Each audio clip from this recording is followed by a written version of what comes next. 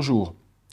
Aujourd'hui, nous allons voir la situation du conjoint survivant du chef d'entreprise lorsqu'il existe un usufruit sur les actions d'une société. Le droit des successions, modifié au 1er janvier 2023, a revu une disposition qui permet, dans une succession, d'attribuer un usufruit plutôt qu'une pleine propriété à son conjoint survivant. Est-il judicieux ou non d'avoir un usufruit sur les actions d'une société? Je suis d'avis d'éviter autant que possible une telle situation. En effet, lorsqu'un usufruit sur une partie de l'entreprise découle du droit successoral, les droits et les obligations sont répartis entre plusieurs personnes, à savoir entre le conjoint usufruitier et les enfants nus propriétaires dont l'un souhaite potentiellement poursuivre l'activité. Le droit de vote et les droits qui sont attachés au droit de vote vont à l'usufruitier.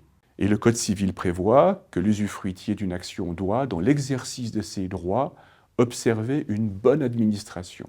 L'usufruitier répond envers le nu propriétaire s'il ne prend pas ses intérêts en considération. On voit le problème qui peut surgir si le nu propriétaire est l'enfant qui dirige la société au jour le jour. Ensuite, l'attribution des dividendes va bénéficier à l'usufruitier et non au nu propriétaire exploitant l'entreprise. Le droit préférentiel de souscription de nouvelles parts sociales, en cas d'augmentation de capital, revient à l'associé nu propriétaire, tout comme le droit de préemption sur les parts sociales et le droit au produit de la liquidation.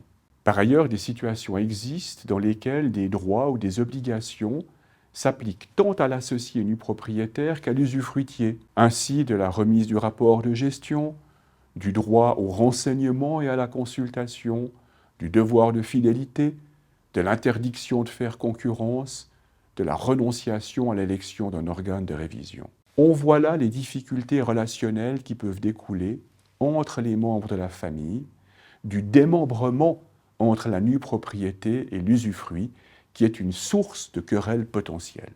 Ma recommandation est donc pour toutes les personnes qui auraient à l'heure actuelle une disposition qui attribue un usufruit à leur conjoint dans un testament, de revoir cela et de s'assurer que c'est vraiment opportun. Je saisis l'occasion pour vous rappeler la parution de mon nouveau livre consacré à la transmission d'entreprise qui prend largement en considération les nouvelles règles légales.